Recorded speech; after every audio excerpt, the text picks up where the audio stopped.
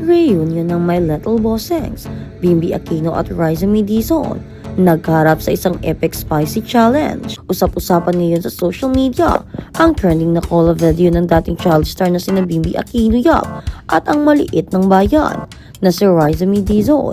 Matapos ang mahigit isang dekada mula nang magsama sila sa hit na MMFF movie na My Little Bossings noong 2013. Muling nagkasama ang dalawa para sa isang nakakautuwa at manghang na hamon, ang Ultimate Level Up Pinoy Street Food Challenge.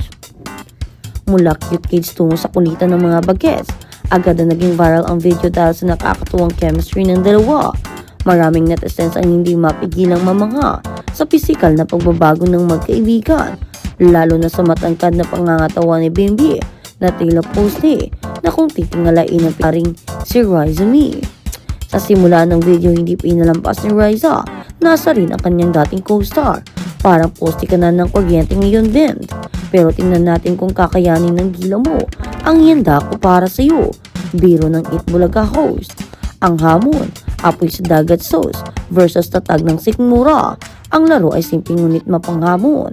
Kailangang ubusin ng dalawa ang mga paboritong Pinoy street food tulad ng quick, isaw at fishball na niluno sa sobrang anghang na sauce na binansagang apoy sa dagat. Ang sinumang unang uminom ng gatas o tubig ay dideklarang talo at siyang maghuhugas ng mga pinagkainan. Sa unang round ng quick, nakaya pa ni Bimbi ang anghang kahit nagsisimula ng mamula ang kanyang muka. Ngunit pagdating sa round 3, isaw challenge, kung saan dinagdagan pa ng hiwang sili ang pagkain. Dito na sumuko ang anak ng Queen of All Media na si Chris Aquino.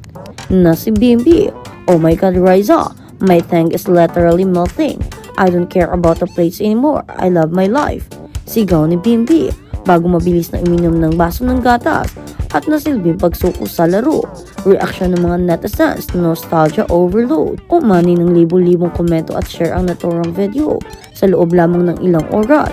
Maraming netizens ang nakaramdam ng matinding nostalgia habang pinapanood ang dalawa na lumalaking mabubuting magkaibigan.